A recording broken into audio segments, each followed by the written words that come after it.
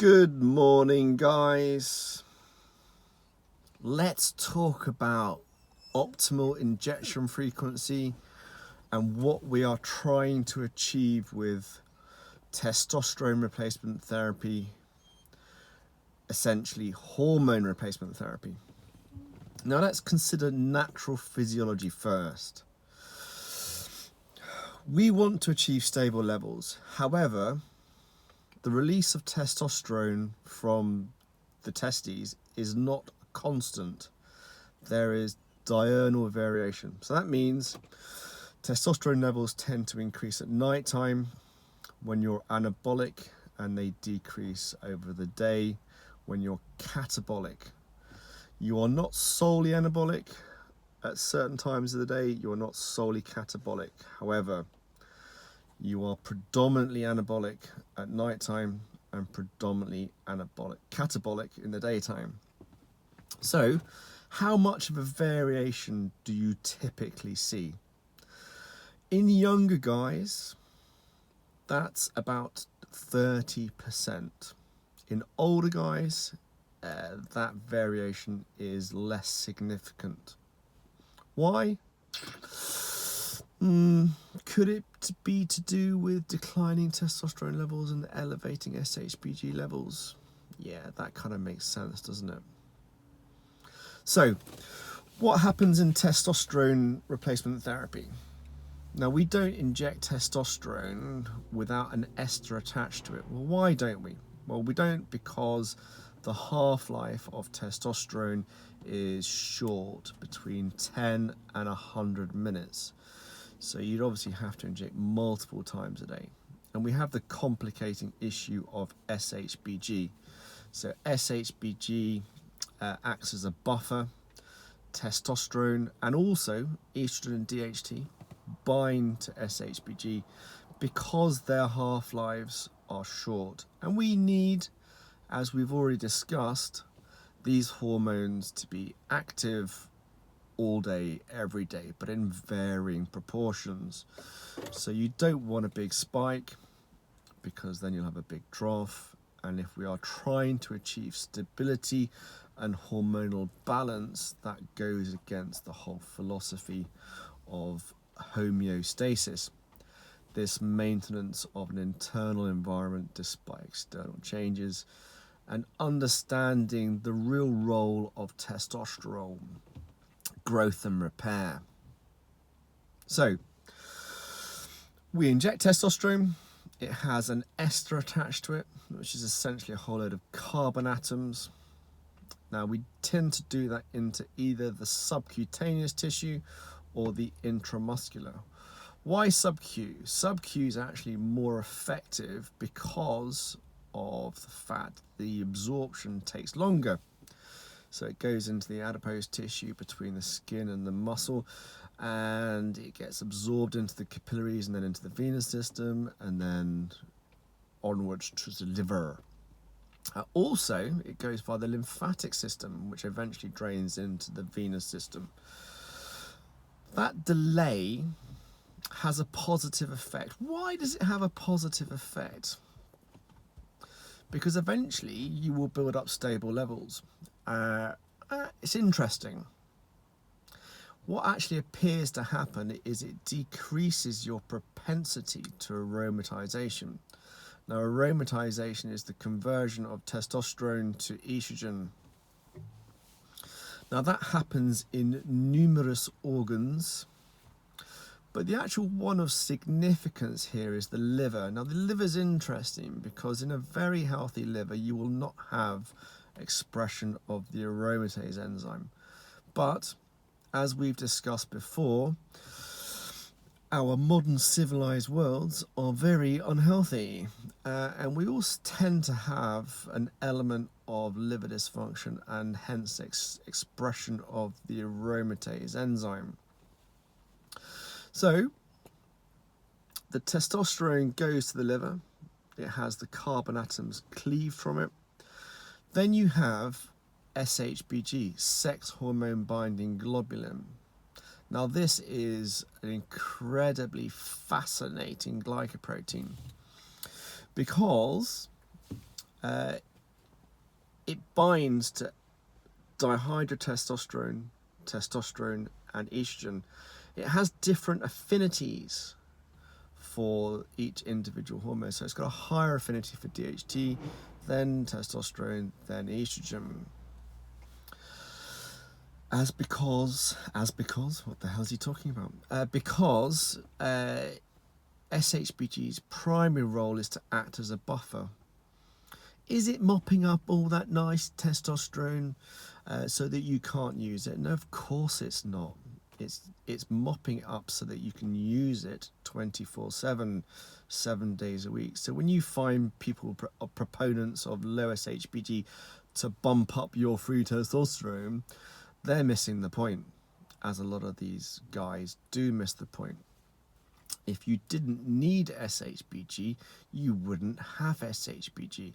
Now, another really interesting fact is, why do some guys have higher SHBGs than other? Now, if you look at the pathologies, hypothyroidism, inflammation from liver dysfunction, and alcohol, these are inflammatory hypermetabolic states.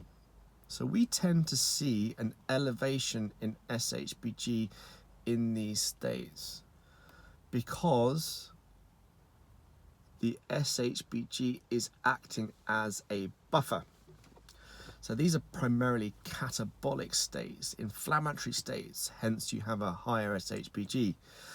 So when you have a low SHBG in these hypometabolic states, or perhaps conversely anabolic states,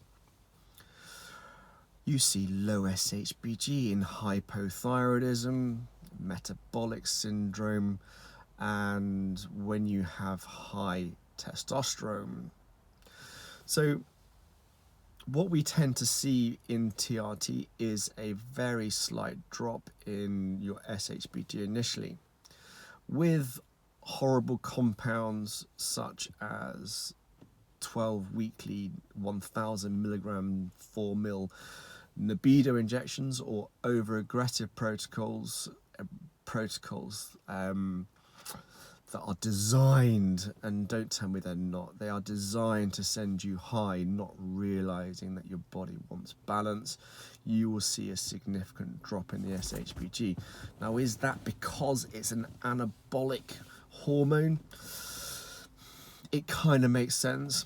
There's no data out there to support that argument, but if you look at hyper versus hypo, catabolic versus anabolic, it makes sense that the high SHBGs are in the catabolic. Is it cause or effect?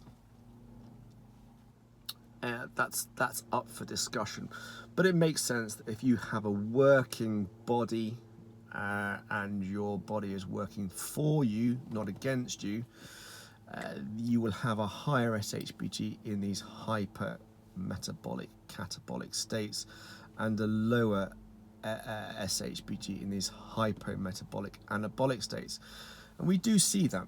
So when you have guys present to the clinic with low testosterone, they tend to have lower SHBGs. The body is trying to help you. It really is trying to help you. And what do we do with our minds? We cause a lot of trouble for our bodies. Not understanding there are many physiological processes that are trying to protect you. And what do? So, let's get on to daily injections. We always practice evidence-based medicine. That's what I hear them say. Well, pharmacokinetics would have you believe that you do not need to inject daily because of the breakdown of the ester in the liver. So you don't need to, but do you need to? And the answer to that question is yes, in my opinion. Not everybody needs to. A lot of people can feel great with less frequent injections, but let's go back to why we are on testosterone replacement therapy. It's replacing the testosterone. And what do we want to do? We want to achieve stability. What else do we want to do? We want to ideally mimic the natural production of testosterone within the body. Now, how are you going to do that with these testosterone molecules attached to esters and the pharmacokinetics saying, oh no, well, you only need to inject every 3.5 days. So you can achieve stability or relative stability with a less frequent injection protocol. But what happens when you inject on a daily basis? Now, you are more likely to achieve stability, which is the goal of testosterone replacement therapy. But unless you have an infusion of testosterone, you will not have true stability. You will have relative stability. So we've already discussed that there is diurnal variation of testosterone. Why? Because we have processes, anabolic processes and catabolic processes, and one of each will predominate at a certain time of the day. So we are animals. We should be treating health hormones in a 24-hour period, night and day. There's no concept outside of that. Time, weeks, months, years are completely of no consequence when it comes to our bodies. So, diurnal variation. How are you best going to achieve diurnal variation with a testosterone molecule that's attached to an ester? Well, number one, you need to achieve stability within the body from allowing the drug to achieve stability. And how does it do that? It does that via the fact pharmacokinetics means that 5 half-lives will mean relative stability will be achieved. Now, if we're trying to mimic natural physiology, and we're trying to mimic diurnal variation and help the body achieve homeostasis, we want to do what? What do we want to do? We want to inject on a daily basis, because unless you have an infusion of testosterone that you can adjust accordingly to mimic diurnal variation perfectly, the most effective way of doing it outside of that is to inject daily, because you will have a peak. Doesn't matter how stable you are, you will have a peak after you've pinned. Now, it's going to take time because obviously the ester needs to be cleaved, but it still means that you will be having a very slight daily peak and potentially mimic your natural physiology as close as damn it with daily injections. So, science, evidence, common sense, thinking to see how we can blend all of those things together to make you healthy, to make that testosterone level work for you, not against you. Got a double peace out.